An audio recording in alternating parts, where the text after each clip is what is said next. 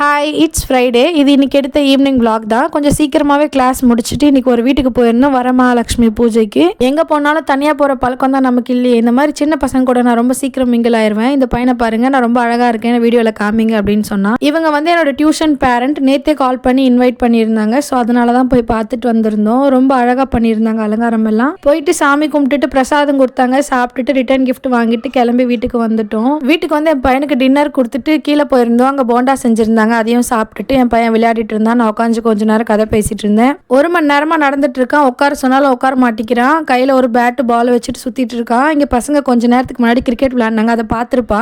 நான் பார்த்த வரைக்கும் கேர்ள் பேபிலாம் அமைதியா உட்காந்து டாய்ஸ் வச்சு விளையாடிட்டு இருப்பாங்க. பட் இந்த பாய் பேபிலாம் கீழே உட்காரவே மாட்டேங்கிறாங்க. இந்த மாதிரி பேட்டு பால் கார் இதை வச்சுதான் விளையாடிட்டே இருப்பாங்க போல. வீட்டுக்கு கீழே விளையாடினது பத்தாம 2 பில்டிங் தாண்டி பெரிய பசங்க எல்லாம் பால் விளையாடிட்டு இருந்தாங்க. அங்க போய் அவங்க கூட விளையாடிட்டு இருந்தாங்க. கஷ்டப்பட்டு வீட்டுக்கு கூட்டிட்டு வந்து தூங்க வச்சுட்டேன். டே